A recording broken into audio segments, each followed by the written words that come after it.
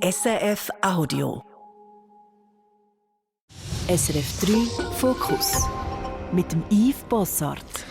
Ja, heute zusammen zu einer neuen Folge Fokus. Heute mit der Musikerin und Sängerin Tiffany Limacher. Sie ist 30, aufgewachsen in Luzern und besser bekannt unter dem Namen To Athena. Angst.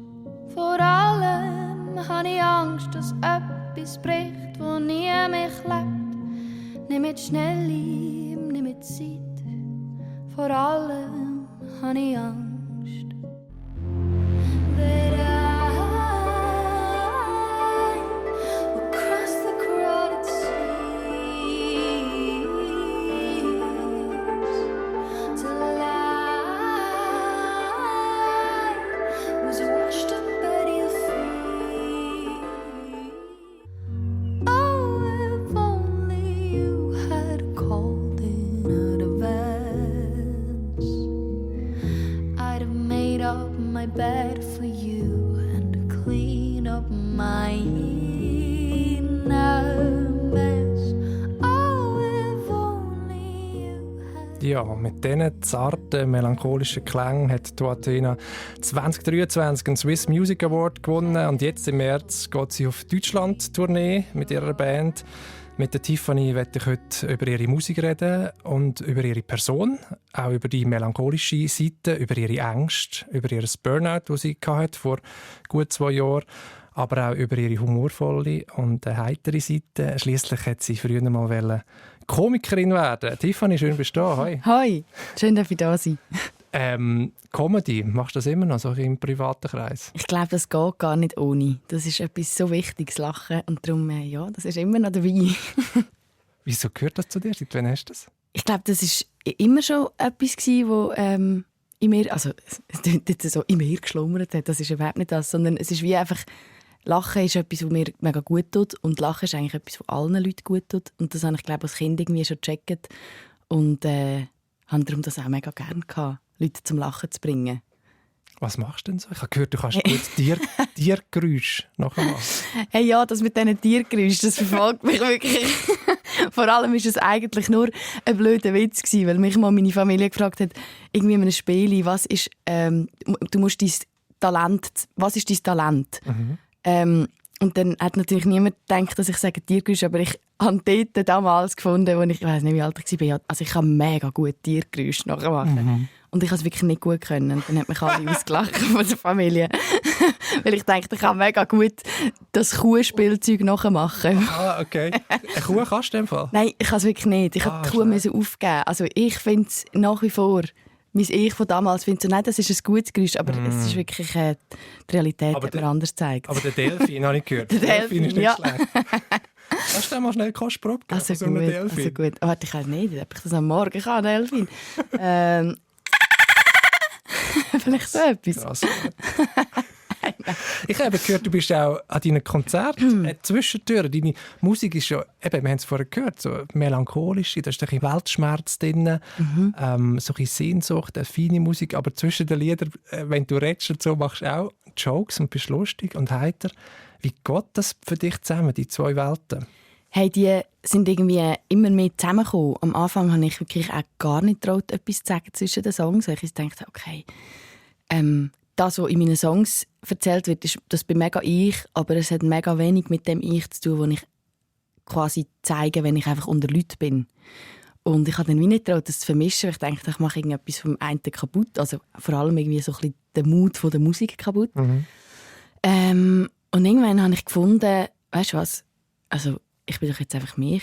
Und habe das angefangen und habe dann irgendwann gemerkt, das ist ja eigentlich sogar noch gut. Das ist nicht so, dann ist es nicht so schwer, so ein Konzert.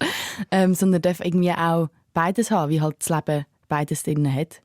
So. Und wie du auch beides hast, oder? Ja, wie wir alle wahrscheinlich irgendwie. Und die eher traurige, melancholische Seite, hast du die immer nur in der Musik ausleben? Oder gibt es auch, weißt, Freunde oder Familie und so, wo du anders bist und wo du diese Seite kannst zeigen? Ja, auf jeden Fall, ja.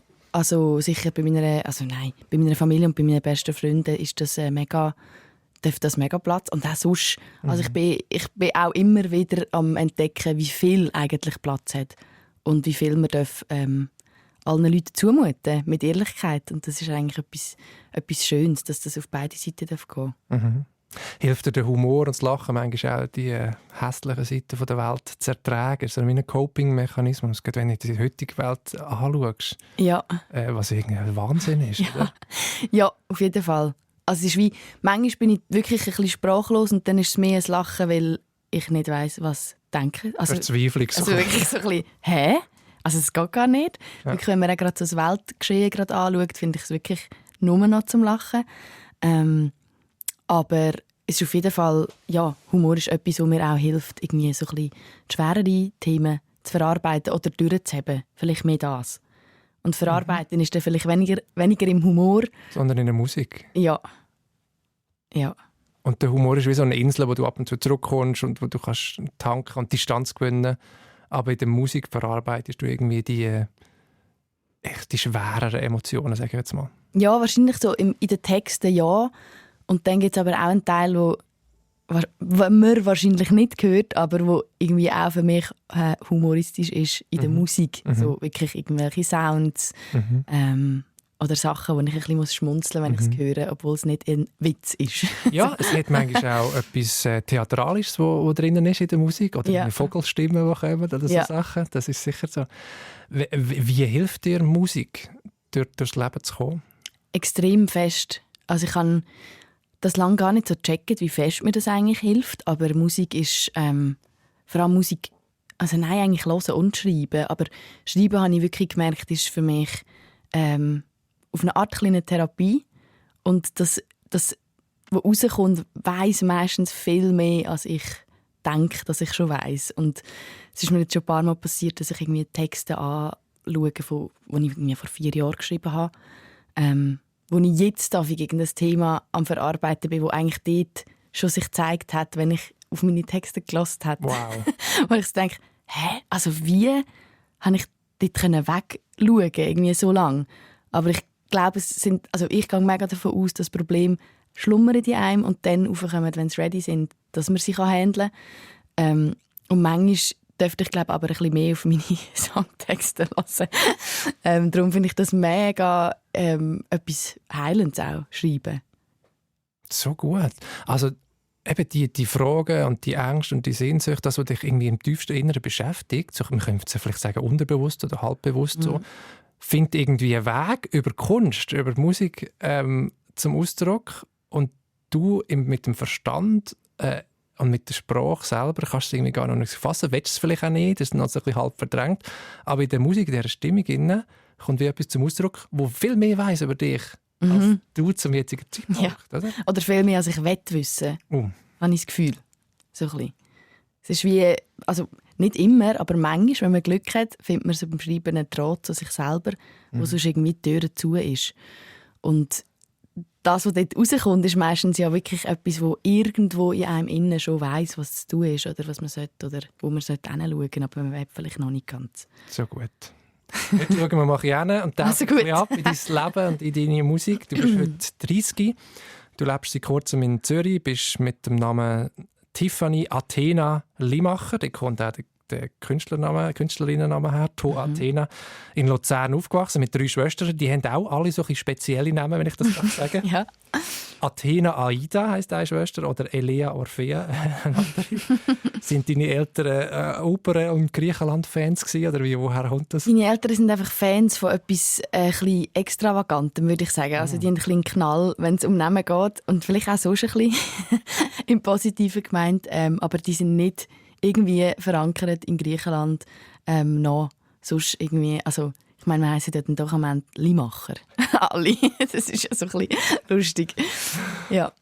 Ja. Und du bist in einer Geigenbauerfamilie gross geworden. Also dein Grossvater mütterlicherseits war Geigenbauer in Luzern und dein Vater hat dann eine Lehre gemacht und deine Mutter auch und die hat sich dort kennengelernt und haben dann das übernommen, gell? Die sind auch Geigenbauer und du bist in dieser Familie aufgewachsen mit diesen klassischen Instrumenten um dich herum. Und gleichzeitig ist dein Vater auch noch DJ gsi. Ja. DJ Angel Eyes, hast du gesagt. Yes. Und was hat er für Musik gespielt? Oder was ist bei dir daheim für Musik gelaufen? Hey, es ist mega viel Italo-Pop gelost wurde, weil er halb Italiener ist und ja, das war einfach auch total in seiner Jugend und seine Jugend ist auch bis heute irgendwie noch ein bisschen in ihm präsent, die Musik. Ja, und darum haben wir mega oft eigentlich so ein bisschen alte Musik gehört, wo nicht, also ich und meine Schwester, wenn wir irgendwie den MP3-Player aufgeladen haben mit neuen Songs, sind das meistens eher Songs aus den 80er gewesen und nicht aus den 80er? Okay. Neu von damals. So. Was ist das gewesen? Also, was hat dich geprägt? Kannst du das im Rückblick sagen? Oder ist das hier? Es ist also wirklich Italo-Pop, grosse Wolken, mega viel, wo ich wahrscheinlich auch gar nicht mehr weiss, wie die heissen. Sondern es ist einfach so, der Song. Und dann aber wirklich auch so Bands wie Queen war mega wichtig gewesen. Das ist wirklich, ich glaube, so ein bisschen die wichtigste Band gewesen, in meiner Kindheit. Und jetzt sagst du sogar, du hast ein Schlüsselerlebnis gehabt. Du bist, glaube ich, 60 gewesen und mit dem Onkel im Auto irgendwie heimgefahren und nachher läuft der Song da. Is this the real life? Is this just fantasy? Bohemian Rhapsody. Und du hast... Du bist, glaube ich, voll übergekommen. Du hast gedacht, wow, das kann Musik auch. Ja, es ist einfach crazy, oder? Dass das im Radio läuft. Wieso? Ja, es ist so ein Theater in einem Song. Es ist wirklich eine ganze Reise von, ja, nimmt die einfach an der Hand und schleift die mit. Und das hat mich irgendwie mega bewegt. Und wann hast du angefangen, selber Songs zu schreiben? Das war ungefähr mit 14 gsi, wo mein Grosspapi gestorben ist. Habe ich wie so gemerkt, ui, irgendwie, da muss etwas raus. Und dann habe ich irgendwie dort, ist das so ein Schlüsselerlebnis gewesen, wo ich gemerkt habe, das hilft mir mega, wenn ich das, was in mir abgeht, irgendwie Musik nehmen. So. Ich habe immer gesungen, immer Tanz und Theater gespielt, aber so selber geschrieben habe ich nie. Und dann ist das wie so, das müssen raus. Dort schon eigentlich, oder? Dass Musik als Ausdrucksmedium oder als Ventil für etwas, das irgendwie tief drinnen ist. Aber du hättest ja können sagen, du kannst mit diesen Gefühlen irgendwie zum Mami oder zum Papi gehen oder so irgendwie, also zur Schwester. Ja, das wäre auch eine Option gewesen. Aber irgendwie ist das wie so ein bisschen, ja, vielleicht ist das auch falsch abgespeichert, aber für mich war es wie so die Gefühle, die muss ich wie mit mir ein bisschen ausmachen. Und mit mir heisst ja auch irgendwie mit allem, was in mir herum ist. Und durch Schreiben, nicht nur Musik, sondern auch sonst Schreiben, habe ich dann auch so ein bisschen angefangen. Bin ich wie nicht so alleine mit dem, sondern ich habe wie so die andere Person gehabt, also wie mich selber als Gegenüber. Und habe so ein bisschen mit mir selber davon reden, eigentlich durch das. Eben Tagebuch schreiben auch, oder Songtext schreiben, Musik machen. Aber es ist schon die Idee wahrscheinlich auch, es gibt gewisse Sachen, die wie zu gross sind im Leben, dass man sie einfach so in Sprache packen kann. Ich habe manchmal das Gefühl, dass Musik wie etwas zum Ausdruck kann bringen, wo die Sprache versagt. So, es ist irgendwie alles banal, wenn man es sagen würde. Aber das Musikstück trifft genau das Gefühl, das ich habe. So. Ja, das finde ich auch extrem. Also, und ich habe auch am Anfang nur auf Englisch geschrieben. Und also ich meine, meine Texte dort sind ja wirklich zum Lachen gewesen. Irgendwie mit 14 irgendetwas rumgeknustert auf Englisch. Aber es ist wie das, was du sagst, nämlich die Verbindung mit der Musik, weil ja dann wie die Gefühle eigentlich trägt und nicht unbedingt der Text. Eben der Tod vom Grossvater, der dich dann dazu gebracht hat, selber Musik zu schreiben. Du hast nachher ZEC gemacht, Sekundarschule, dann das Kurzzeit-Gymi in Luzern, Musik, und bist dann viel auf der Bühne gewesen. Theater, Musical, Gesang und so weiter, bei verschiedenen Formationen. Und mit 15 hast du sogar schon Songs geschrieben für eine Zucker-Soul-Band, habe ich irgendwo gelesen. Das war tatsächlich ein bisschen später. Das ist, was bin ich da gewesen? Vielleicht 20 oder so. Aha, okay, ja. Ja. Oder 19, irgend so etwas. Das war eigentlich nach der Matura. Habe ich irgendwie auf Facebook eine Ausschreibung gesehen, sie suchen eine Sängerin. Und dachte ich, also komm, ich gehe mal schauen. Ja. Und dann, dann hat es die Funkband für 5 Jahre gegeben, Mothership Caledonia. Dort sind so ein bisschen meine Anfänge als Frontsängerin passiert. Du hast nachher auch gesungen, nicht nur geschrieben dafür? Nein, okay. Genau, ja. Ah. Und vorher war noch ein Riesending, das müssen wir jetzt schon noch sagen. Mit 16. Also Scheiße, jetzt sehen wir dich. Die grössten Schweizer Talente hast du mitgemacht. Also bist du angemeldet worden, ich glaube, freiwillig. Und bist nachher plötzlich vor dem DJ Bobo gestanden, vor der Christa Rigozzi und dem Roman Kilsberger. Bist du sogar weitergekommen und im Halbfinale bist du irgendwie im Bett gelegen, flach. Kehlkopfentzündung im Bett und hast dich nachher mit Cortison vollgepumpt und bist gleich auf die Bühne. Das Ding singen, das würdest du heute wahrscheinlich auch nicht mehr machen, oder? Würde ich nie mehr machen, würde ich niemandem empfehlen auch. Also es ist wie, ich glaube, wenn man etwas machen will und wirklich die Motivation von einem selber kommt, dann ist es nochmal etwas anderes. Aber wenn man so ein bisschen in den Träumen von anderen rumtanzt und dann halt einfach irgendwie findet, ja, das ist schon cool, okay, ich mache es und dann voll schief geht und man mega krank wird. Und also ich kann einfach damals wie nicht genug fest für mich einstehen, um zu sagen, nein, ich gehe nicht auf die Bühne. Weil das also ich hätte nicht wollen auf die Bühne. Und so rückblickend war es eher ein dramatisches Erlebnis gewesen, irgendwie auch, dass ich nicht durfte, nicht auftreten, sondern dass ich musste. Wieso? Ist das im Vertrag gestanden? Ja, oder? also, es ist einfach, also ich habe halt den Vertrag unterschrieben am Anfang und also am Anfang wollte ich wirklich nicht mitmachen und dann bin ich halt weitergekommen. Es gibt ja so interne Runden und irgendwann habe ich dann natürlich das auch cool gefunden. Also dann habe ich auch gefunden, okay, krass, jetzt bin ich weiter, okay, ich könnte jetzt in die Live-Show, ja, das ist vielleicht schon ein bisschen cool. So. Ja, und dann habe ich halt das Zeug unterschrieben und dann musste ich auf die Bühne. Und sie haben auch gefunden, hey, ja, kannst du vielleicht auch noch verbrüllen, dann kommst du vielleicht auch weiter vor der Kamera. Nein. Es ist wirklich so der Nightmare du bist 16, ja, voll. Also, von dem Showbusiness, wo niemand irgendwie gesund rauskommt, glaube ich. Und darum, das ist wirklich das Einzige, wo ich sage, ich habe mega gelernt, was ich nicht will. Und das hat mir, glaube ich, geholfen, für das zu sein, wo ich jetzt bin. was willst du nicht? So eine Puppe sein. Eine Figur für etwas, wo ich nicht dahinterstehen kann. Oder, also ja, es hat mir wie rückblickend geholfen, Nein sagen zu Erfolg, der auf einem Silbertablett winkt. Einem schnellen. So. Da hast du ja heute noch ein bisschen den Konflikt manchmal. Also du machst ja jetzt nicht Musik, die jetzt irgendwie für die grosse Masse ist, der grosse Hit, der geile Beat dahinter hat und so weiter, wo Geld bringen können. Sondern du machst eher so etwas Eigenes zwischen Klassik, Jazz, Pop, Kammerpop, nennt sich das, mit Streicher, Harfe dabei und so. So eher kunstvolle Musik, zarte Musik. Aber hast du manchmal den Konflikt in dir drin? Weil du musst ja auch Geld verdienen mit dem, was du machst. Hey, mega fest und lustigerweise nicht mehr in der Musik. Ich glaube, da habe ich wie genug lang ausgetragen und wie genug lang können sagen, nein, ich weiss, was ich will. Weil ich genug lang Sachen gemacht habe, die ich nicht wollte, musikalisch. Und jetzt, das hat mir jetzt gerade letztes Mal meine beste Freundin gesagt, so, dass sie von außen das Gefühl hat, ich stehe jetzt wieder am gleichen Konflikt, aber nicht mit der Musik, sondern wie ich mich auf Social Media muss geben, um Leute erreichen. Und dort ist es auch wieder mega ein herausfinden, hey, was will ich einfach ja nicht, auch wenn es mehr Views gibt oder so. Und dort muss man einfach immer mega bei sich einchecken. Und auch wirklich fragen, hey, also ist das noch das, was du willst? Oder ist das jetzt irgendwie völlig absurd? Hat das überhaupt noch etwas mit dir zu tun? Das finde ich nach wie vor mega eine Challenge. Und in der Musik habe ich das zum Glück nicht mehr, weil ich halt auch mit den Leuten zusammenarbeite, die ich mega vertraue und wo wir wie so das gleiche Bild haben, von wo wir hinwollen. Ja, dort ist auch geworden, dass man sich muss verstellen muss, dass du irgendwie mehr Likes hast und so weiter. Und das ist denke ich, schwierig, dort den Mittelweg zu finden. Du hast nach der Matura dann, nach dem dramatischen Erlebnis mit 16, hast du doch noch die Matura gemacht und hast Jazz studiert und Popgesang an der ZHDK und einen Master gemacht in Gesangspädagogik auch an der Zürcher Hochschule der Künste. Was ist rückblickend das Wichtigste, was du gelernt hast in einem Studium über Musik? Ich stelle mir das noch schwierig vor. Ich glaube, das Wichtigste, was ich dort wirklich gelernt habe, ist, dass du ehrlich sein musst. Und das machen, was sich ehrlich anfühlt. Wenn du dich verstellst und irgendetwas spielst, kommst du langfristig nicht glücklich raus.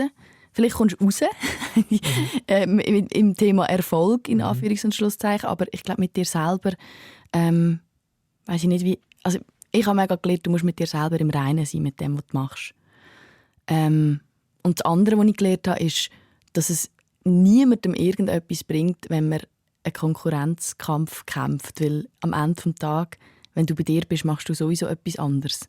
Und die Person neben dir macht dann ihr Ding und das ist auch komplett anders. Also, das ist eigentlich recht schnell klar gewesen, dass mit den Leuten, die irgendwie ein bisschen im Reinen mit sich sind und nicht irgendwie ein Ellbögeln haben, macht es einfach am meisten Spass, zusammen zu arbeiten. Das heisst aber auch, sich nicht vergleichen, nicht zu fest vergleichen. Ja, unbedingt. Das ist ja ein Ding der Unmöglichkeit. Ja, und gleichzeitig irgendwie auch nein. Ich glaube, ich habe dort mega Ich bin wie die einzige, es ist mega absurd, aber ich bin wirklich die einzige Frau im ganzen Jahrgang gewesen, im Bachelor, Jazz und Pop. Und durch das hatte ich wie nicht den Vergleich von einer anderen Sängerin. Ich glaube, wenn ich das gehabt hätte, wäre es vielleicht ein bisschen schwieriger gewesen, aber durch das war wie mega klar gewesen, ich mache einfach das, was ich mache. Also ich habe die Stimme, die ich habe, und ich kann nicht eine andere haben. Also kann ich eigentlich auch gerade aufhören mit Vergleichen und irgendwie das Gefühl haben, Scheiße, ich bin nicht so gut wie. Aber ich werde halt nie Beyoncé sein. Und das ist mega okay. Und Beyoncé wird aber gleichzeitig auch nie mich sein. Wieso das zu checken, hat mega viel, ich glaube, allen, die das gecheckt haben, hat das mega viel gebracht. Das ist ein schöner Gedanke. Also du bist eigentlich wie durch die individuelle Persönlichkeit, die du hast, wenn es darum geht, die zu ziehen und auszurücken, dann bist du immer einzigartig. So. Oder du kannst jeder ist anders.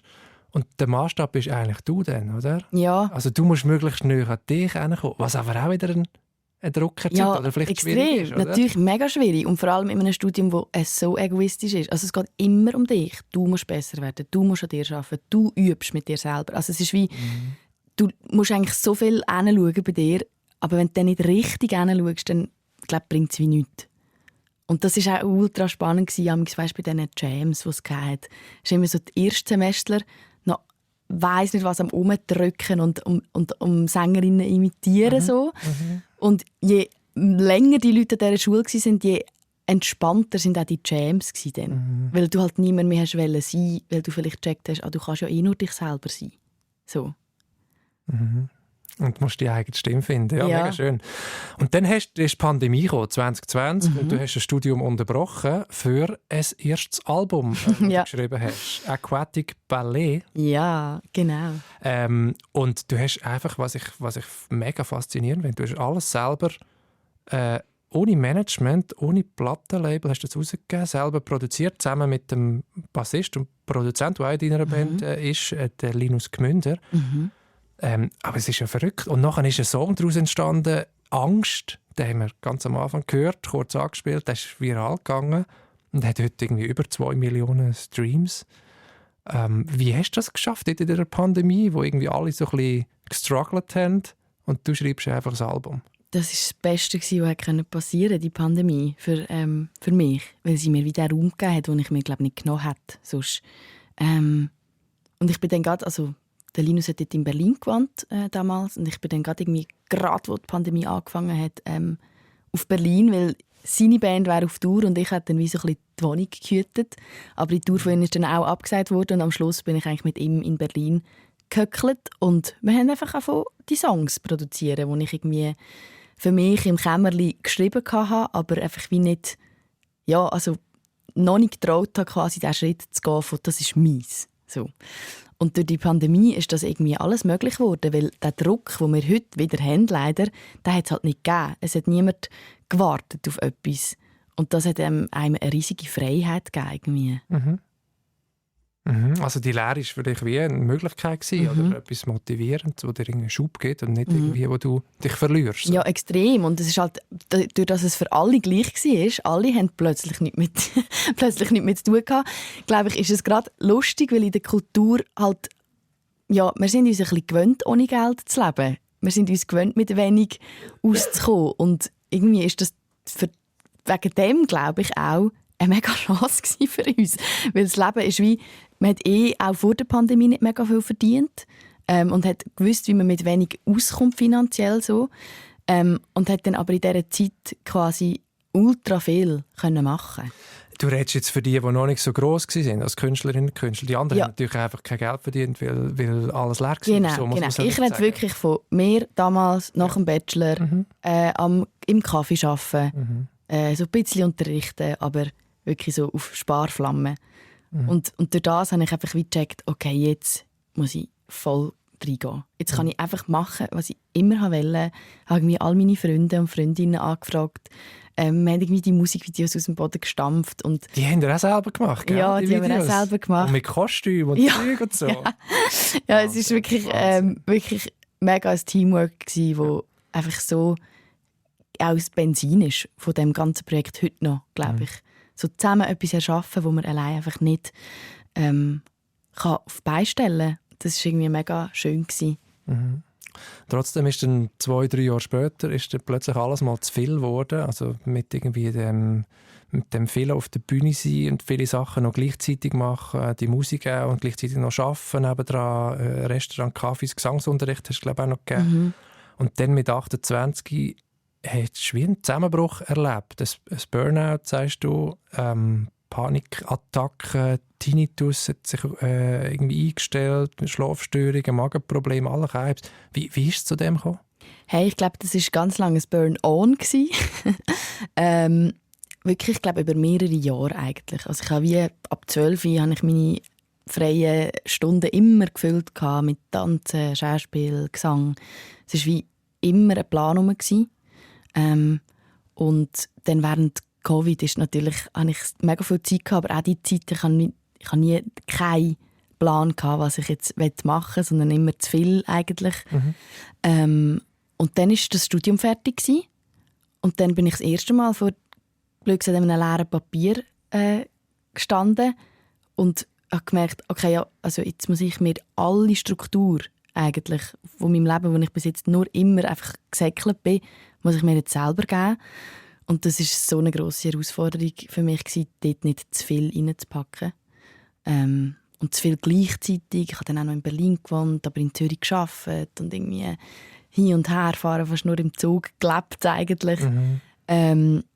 Und noch das zweite Album aufnehmen und einfach viel zu viel. Dass es dann irgendwann so wie gekommen ist, dass wirklich mein Körper geschrauen hat. Und ich glaube, ich hätte noch lange weitermachen so, aber mein Körper hat wirklich gefunden, jetzt ist einfach fertig. Nämlich? Halt wirklich mit so das eine grosse Ding, wo ich glaube so ein bisschen gecheckt habe, okay, jetzt ist irgendetwas nicht gut, das ist wirklich, wo ich nicht mehr aufstehen konnte, weil mein ganzer Rücken einfach fertig war, so gekrampft hat und mega Tinnitus. Und dort, wo der Tinnitus wirklich so irgendwie auf dem Peak war, mit, keine Ahnung, irgendwie 8 Tönen gleichzeitig in verschiedenen Abständen, wirklich wie den ganzen Tag würde das Fax reinkommen, habe ich gemerkt, hey, das ist mein Gehör ist mega wichtig. Wenn ich das nicht mehr habe, dann kann ich den Job nicht machen. Und dann habe ich mich auch endlich um einen Therapieplatz kümmern und so ein bisschen Sachen in die Hand nehmen. Und ja, da muss man auch nicht etwas schöner nehmen. Es ist nach wie vor mega schwierig, sich die Struktur immer selber zu geben und nicht zu viel zu machen und auch okay sein damit, dass wir Pausen machen dürfen. Und es ist, glaube ich, für ganz, ganz viele Kulturschaffende ein mega grosser Struggle, so selber das zu machen und nicht zu viel zu machen und nicht immer das Gefühl zu haben, ich mache viel zu wenig und ich müsste noch mehr und ich könnte noch mehr, weil man könnte immer noch mehr. So. Was hat dir am meisten geholfen? Ich glaube wirklich, zu checken, dass das ein Job ist, wo niemand stirbt, wenn er nicht gemacht ist. Und wo gleichzeitig alle, die drinnen hängen, weil das ist auch so ein Ding, je grösser das geworden ist, umso mehr Leute sind halt auch irgendwie abhängig von dir. Genau. Ja. Und die Leute arbeiten für so wenig. Also es ist ja so nicht lukrativ, was ich mache, dass ich dann das Gefühl habe, ich muss es dann perfekt machen, dass sie wenigstens können unter den besten Bedingungen für wenig arbeiten.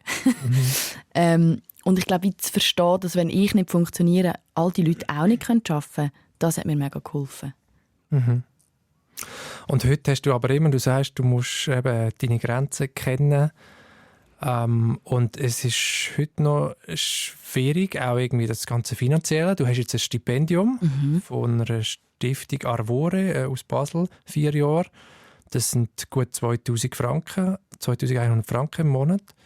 Aber von der Musik selber kannst du nicht leben. Also es ist immer noch ein Durchkämpfen. Ja, also von der Musik könnte ich wirklich nicht leben.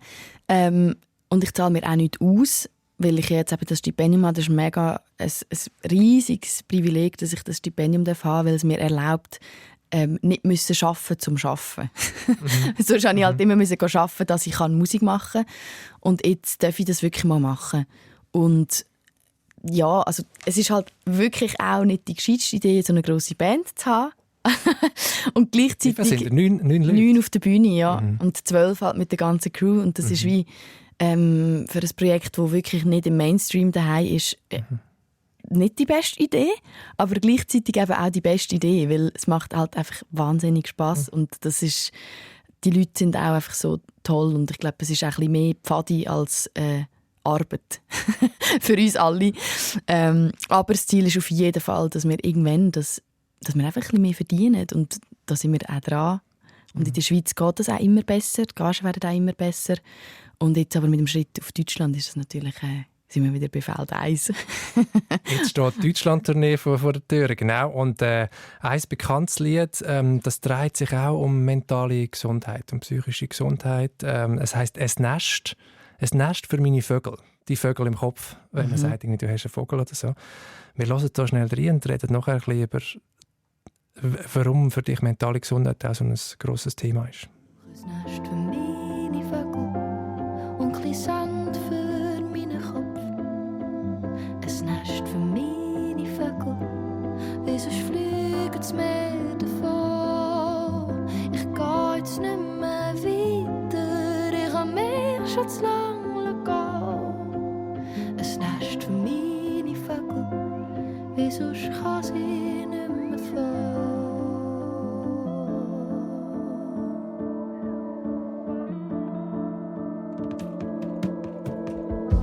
Es regnet in einem Meer, verkehren Ziegel nach die Snow.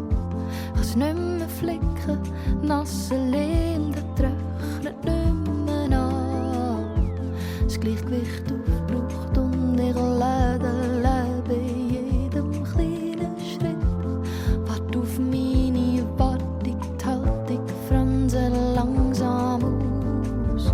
Die Tage versickert wie's Wasser im Todensee.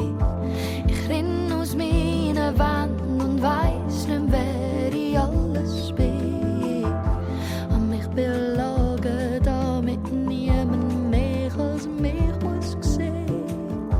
All meine Gesichter verborgen, zum von uns wie ein Eis aussehen. Brauch ein Nest für meine Vögel und ein bisschen Sand für meine Kopf. Ein Nest für meine Vögel, wie sonst fliegt es mir davon. Ich geh jetzt nicht mehr weiter, ich hab mich schon zu lange gehen. Ein Nest für meine Vögel, wie sonst kann mich nicht mehr fahren. Ein Nest für meine Vögel. Ja, das ist «To Athena» hier bei SRF 3 Fokus mit dem Lied «Es Nest» für meine Vögel im Kopf. Die gehören zu mir und das ist okay, wenn die da sind. Ist das Botschaft? Das ist sehr Botschaft, ja. Ja. Kann man so Seit wann sagen. weißt du das? Oder wie bist du zu dem Lied gekommen? Ich bin eigentlich zu dem Lied gekommen über eine gute Freundin von mir, was gar nicht gut gegangen ist zu dem Zeitpunkt. Und sie ist in die Klinik gegangen dann. Und ich bin dort irgendwie das erste Mal so konfrontiert damit, dass jemandem wirklich nicht gut geht. Und ich war aber in Berlin. Ich habe dort in Berlin gewohnt und bin irgendwie nicht rum auch, halt nur über das Telefon. Und es hat mega viel mit mir gemacht, dass ich wie nicht helfen kann. Und gleichzeitig habe ich es so stark gefunden, dass sie sich Hilfe geholt hat. Und dann habe ich quasi wie so ein bisschen für sie diesen Song angefangen zu schreiben. Und irgendwann dann gemerkt, bevor ich diesen Song geschrieben habe, habe ich so gedacht, mein Leben, alles ist gut, ich bin voll im Reinen mit mir. So, diesen Modus gefahren. Nachher habe ich so das Lied gelesen, den Text gelesen und dachte, okay, vielleicht ist es nicht nur für sie. Vielleicht könnte man auch mal selber wieder hinschauen. Ja, und das ist wirklich auch schon ein Zeitchen her, als ich diesen Song geschrieben habe. Also ein weites Zeitchen vor dem Burnout. Wo ich mir gesagt habe, alles ist gut. Dort war der Song wieder schneller als ja, dort war der Song schneller. Ja. Und du hast noch einen anderen Song, der heisst «Wer ich bin». Und dort geht es auch darum, dass man bei dieser Selbstfindung herauszufinden, wer man ist, sich auch schnell verlieren kann in den Erwartungen von anderen. Dass man sich vielleicht anpasst an die Erwartungen von Freunden, von Familie, von Partnern, von Eltern. Und ein bisschen zu einer Wunschvorstellung wird von diesen anderen. Und ein schöner Satz, der dort drin ist, der heisst: «Ich weiss nicht, wer ich bin, und bin ich denn noch mich, wenn alles weg ist von dem, was ich gemeint habe, dass ich sei?»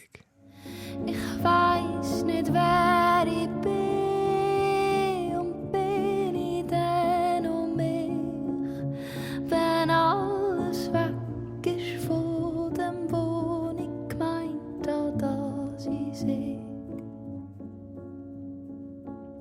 schöne Frage. Hast du eine Antwort? Hey, ja, ich glaube, umso mehr ist man sich selber, wenn man das mal wegnimmt.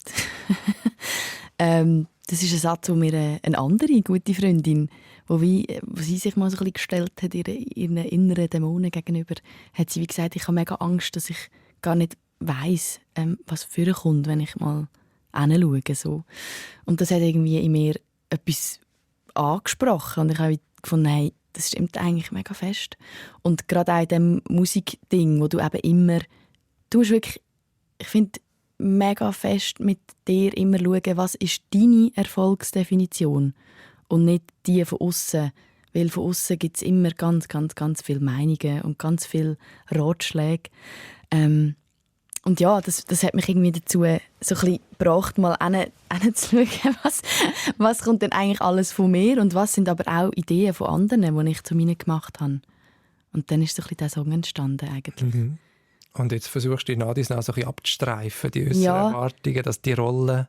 Ja, irgendwie schon. Und gleichzeitig, oder jetzt bei «Very B» geht es wirklich auch mega, da bin ich mega zurückgegangen, wirklich auch meine Kindheit irgendwie, um mich auch zu fragen, hey, ja, warum mache ich eigentlich Musik? Mache ich wirklich Musik, weil ich das einfach liebe? Oder mache ich Musik zum Liebe bekommen? Von deinen Geigenbauereltern, sagen ja, am Anfang von ihnen und dann später natürlich von Leuten. Also es macht etwas mit einem, wenn jemand sagt, wow, so cool, das kannst du mega gut. Dann ist das auch eine Motivation, um dort weiterzumachen. Vielleicht machst du es gar nicht gern, sondern einfach genau. nur gut. He? Okay. Genau, und das habe ich mich wirklich fragen und noch alles auseinandernehmen. Und ich habe wirklich auch, gerade nach dem blöden Schweizer Talente-Dings, habe ich wirklich alles aufgehört. Also jetzt habe ich 2 Jahre gar nichts gemacht mehr Musik. Ich habe gefunden, ui, nein, das ist wirklich nicht das, was ich will. Und bin aber ja dann irgendwie wieder zurückgekommen. Zum Glück. Und viel näher an das hergekommen, was glaube nicht gefällt unbedingt, sondern was ein bisschen mies ist. Und das hat mir irgendwie dann... Also ja, der Song war für mich also ein bisschen, okay, jetzt hast du das erste Album rausgegeben, hast es genauso gemacht, wie du wollen. Jetzt haben wir mit dem Linus das gemacht, was nicht im Radio funktioniert, aber das, was für uns funktioniert. Und es ist okay. So. Es ist sogar okayer. Es ist sogar viel besser. Und dort hat mir auch Angst mega geholfen, dieser Song, weil das der war, den ich fast nicht getraut hätte, aufs Album zu tun. Weil ich gefunden habe, das ist doch mega peinlich. Ein schweizerdeutscher Song. Und ja, das ist wirklich irgendwie dann... Ich bin sehr bestärkt worden, dass es sehr gut ist, das zu machen, was nicht erfolgsversprechend ist, sondern das, was ehrlich ist. Und bei «Very B» habe ich die ganze Frage einfach nochmal aufgerollt. Und zum Glück bin ich dort rausgekommen, wo ich sagen kann, hey, ich mache das mega gerne und ich mache das, weil ich das liebe. Und ich bin ganz sicher beeinflusst, meine ganze Kindheit und alles ist beeinflusst durch quasi, das klingt jetzt mega hart, aber an Bedingungen geknüpfte Liebe. So. Aber es ist nicht der Grund, wieso ich das mache. Kannst du einen Satz mehr dazu sagen? Ja, also es soll jetzt gar kein Familienbash sein, das ist nicht das, was ich meine, sondern mehr einfach, wenn du dich auf die eine oder andere Seite verhaltest, bekommst du ein anderes Feedback. Also wenn du, man kann es auch auf, keine Ahnung, man muss auch gar nicht Musik nehmen, man kann auch sagen, hey, wenn ein Kind mega schön zeichnet, dann wird gesagt, wow, so gut, du bist so gut. Und dann bekommst du mehr Liebe, als wenn du, ja. Und du spürst, was die Eltern halt auch gerne haben und gut finden, was sie für Werte haben. Und plötzlich strahlen die Augen. Und genau, und es gibt dir wie einen Platz. Das ist die, wo. Und ich glaube, das ist ultra wichtig, um mal zu checken, ja, bin ich die, wo? Wer bin ich denn? Also. Hey, das wollen wir jetzt herausfinden. Wer bist du denn? Schau mal, 10 Fragen habe ich dabei. Und zwar habe ich vor einiger Zeit den Michael Krogerus gehabt. Das ist so ein Bestseller-Autor, ganz toller Mensch. Und der hat Bücher geschrieben, ganz viele Bücher. Und eins ist ein Fragebuch. Dort stehen einfach Fragen. Irgendwie 300 Fragen. Super. Und ich habe 10 ausgewählt. Und wir gehen einfach schnell durch. Ist gut? Yes, sehr gut. Frage 1. Hast du ein Alltagsritual, das dir viel bedeutet? Ich mache mir immer am Morgen Bialetti. Das ist mein Ritual gerade. Gerade die zweite Frage passt vielleicht. Nach was bist du süchtig? Nicht nach Kaffee, lustigerweise. Ich bin süchtig nach Lachen und Gesellschaft, glaube ich. Was ist deine schlechteste Angewohnheit? Ans Handy gehen, als erstes oder als letztes am Tag.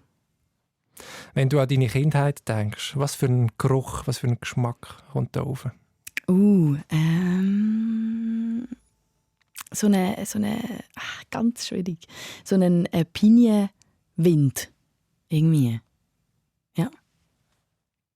Du schaust mich jetzt an. Ich überlege, entweder von der Ferien oder von den Instrumenten, die ein Pinienholz Nein. Wir sind immer die ganze Familie zusammen in die Ferien auf Spanien. Und dann ist das so ein bisschen, ja.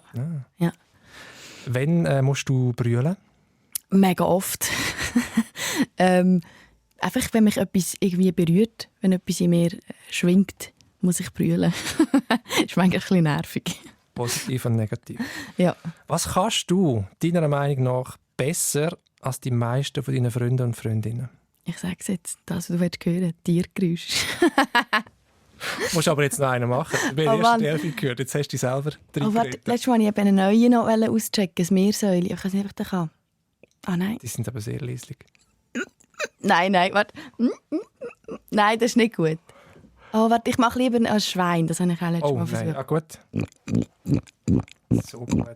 So gut. Ich muss eigentlich aufhören, das zu embracen. Es wird immer noch mehr erwähnt. Das will ich sagen, aber... was fehlt dir zum Glück? Ein bisschen mehr Zeit für mich, glaube ich. Ja. Vor was hast du Angst? Ein bisschen mehr Zeit für mich. Also, dass ich keine Zeit hast. Ja, dass ich keine Zeit oder dass ich nicht weiss, wie ich mir die Zeit schaffen kann. Das ist die grösste Angst? Nicht die grösste, aber ich glaube mega... nein, also das ist nicht die grösste Angst. Was ist die grösste Angst? Ich glaube, das ist so eine gute Frage. Das ist eine sehr persönliche Frage. Also. Ja, ich glaube, es gibt wie verschiedene Levels von Angst. Ich glaube, die grösste Angst ist so insgesamt, dass unsere Welt wirklich sich selber zerstört. So. Wenn ich jetzt auf die Welt schaue.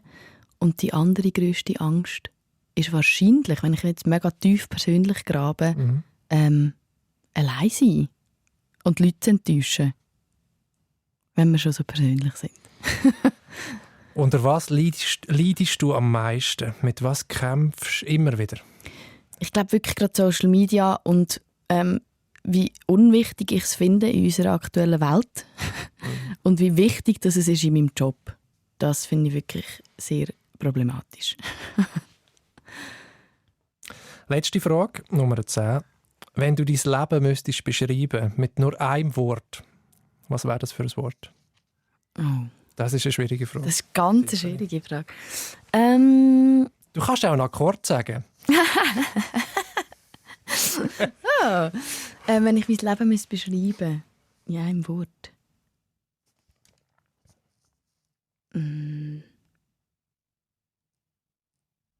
Das ist so schwierig. Ein Wort.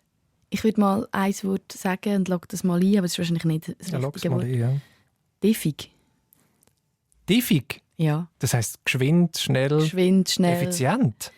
Ja, rasant Diffig. vielleicht auch. Ah, ja. Es passiert irgendwie viel. Nicht mal negativ gemeint, sondern so ein bisschen... Und was für ein Akkord ist es in der Musik? Ich glaube, es ist schon ein Dur-Akkord. Dur, mit Major 7 oder hast du noch mehr oben drauf? Oder einfach ein Dur-Akkord? Ich glaube, es ist... manchmal will es gerne ein bisschen mehr sein, aber ich glaube, am Ende des Tages ist es vielleicht einfach B-Flat Dur. Sehr gut. Komm, wir reden noch ein bisschen über Musik. Und genau, du hast schon gesagt, mehrköpfige Band, 9. Jetzt gehen wir auf Deutschland-Tournee. Schweizerdeutsche Songs, englische Songs. Und was wir noch nicht geredet haben, ist der Swiss Music Award. Weil das ist ein spezieller Award, den du gewonnen hast, 2023. Und zwar der Artist Award. Das heisst, das ist der Preis, den die Musikschaffenden dir verleihen. Also andere Musikerinnen und Musiker haben dich auf den ersten Platz gesetzt. Das ist ja, ich meine, das ist eigentlich das Grösste, das ist die grösste Ehre, oder? Das war völlig absurd. Also wirklich, irgendwie, das ist wirklich... Ich glaube, einer von diesen Momenten, wo ich, wenn ich zurückschaue, auch wahrscheinlich noch immer wird zurückschauen und denken, hä? Was? Weil irgendwie, ja, ich weiß auch nicht, also die habe ich als zweites Album gar noch nicht draussen gehabt, dann war wirklich einfach das eine Album draussen. Und es war so überraschend gewesen, dass das irgendwie trotzdem in so einem Mainstream-Anlass irgendwie Anklang findet und von Musikschaffenden als das Mega gesehen cool. wird. Das war ein mega grosses cool. Geschenk gewesen. Auf jeden Fall nie ein Traum, den ich hatte, aber einer, der einfach trotzdem mega schön ist, dass ich ihn jetzt habe. So.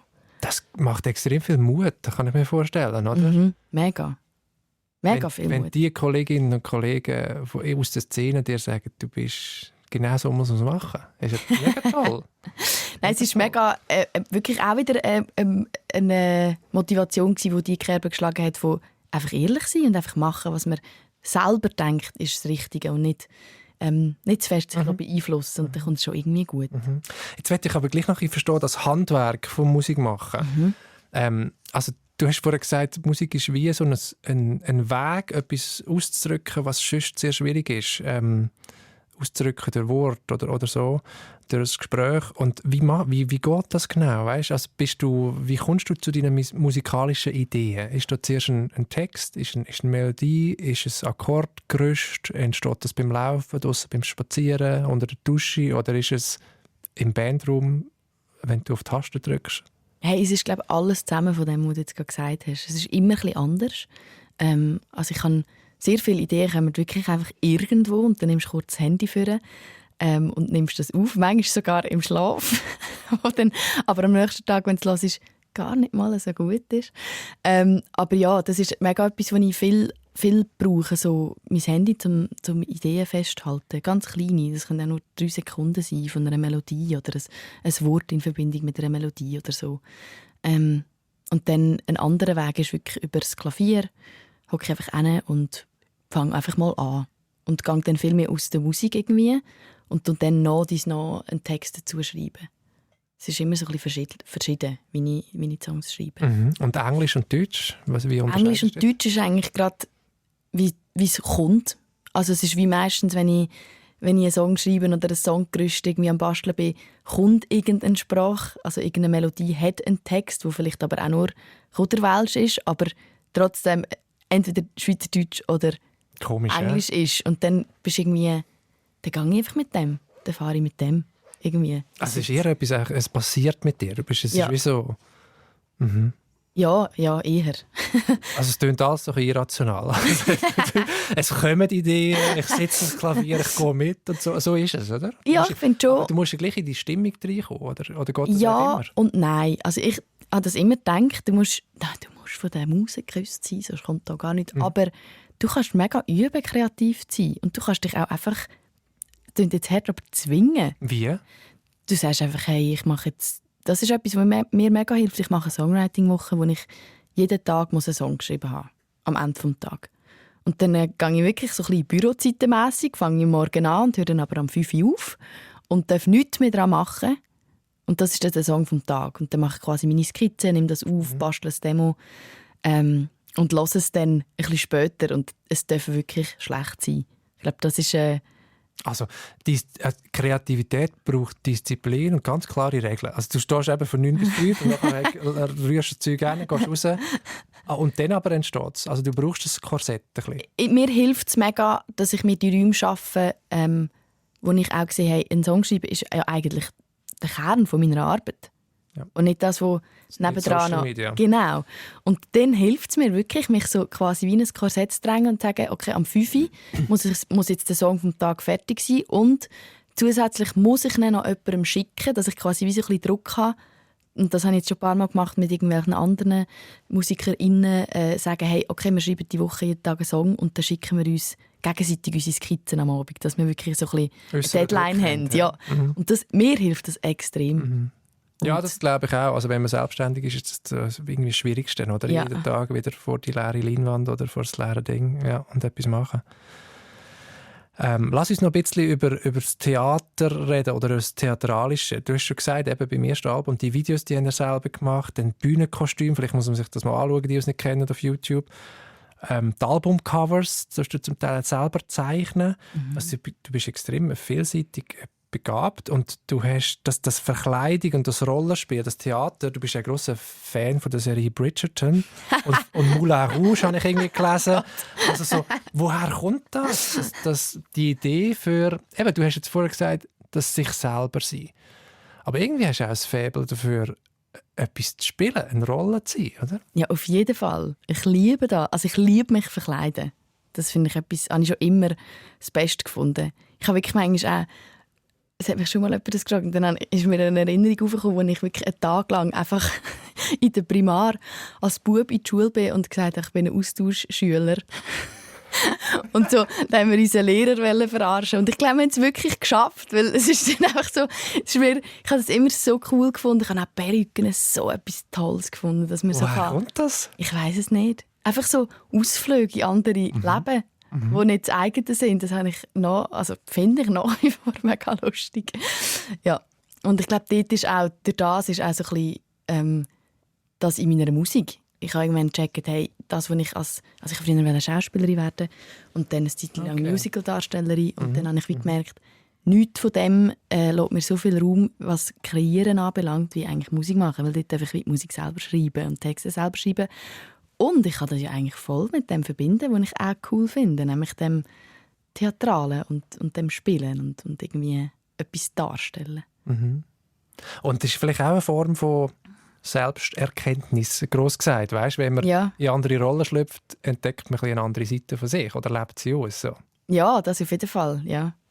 Also ich finde, ich kann es jedem empfehlen, sich ein bisschen mehr zu verkleiden. Ich finde es etwas Tolles. Mhm. Und jetzt steht die Deutschland-Tournee vor der Tür. Wann geht es los? Es geht los am 14. Am 14. Mega bald, ja. Ja, heute ist der 10. Also diese Woche, Ende dieser Woche. Ja. Sind wir parat? Ich weiss es nicht. Wir freuen uns mega fest. Das ist die erste Tour, wo wir auch so richtig mit Fullband in Deutschland sind. Also am Anfang machen wir noch ein Quartett und dann kommen alle dazu. Alle 12, ja. Und dann sind wir mit dem Nightliner, das ist auch ein erstes Mal. Wow. Und ich glaube, da freut sich, das ist schon so ein bisschen ein Träumchen, das glaube ich für ein paar in der Band in Erfüllung geht. Und für mich natürlich auch. Ich bin mega gespannt. So. Mega cool. Und ja, mal schauen, wie das wird. Ich drücke auf jeden Fall die Daumen. Zum Schluss habe ich noch eine kleine Frage. Ich habe mal gehört, auf der Bühne sind dir mal einst die Hosen runtergefallen. Ja. Stimmt das? Ja, das stimmt.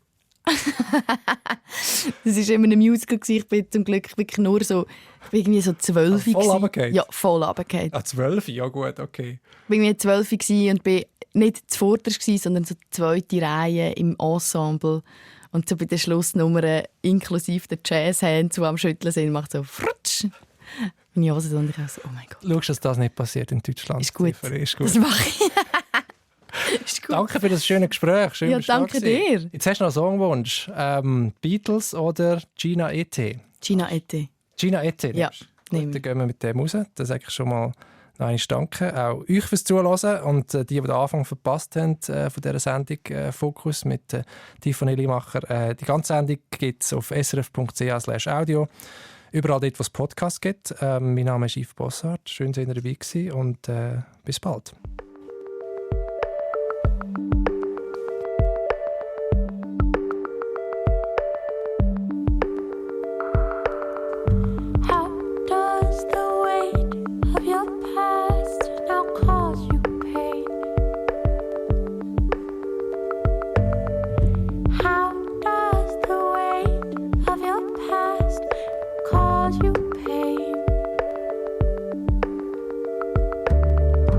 How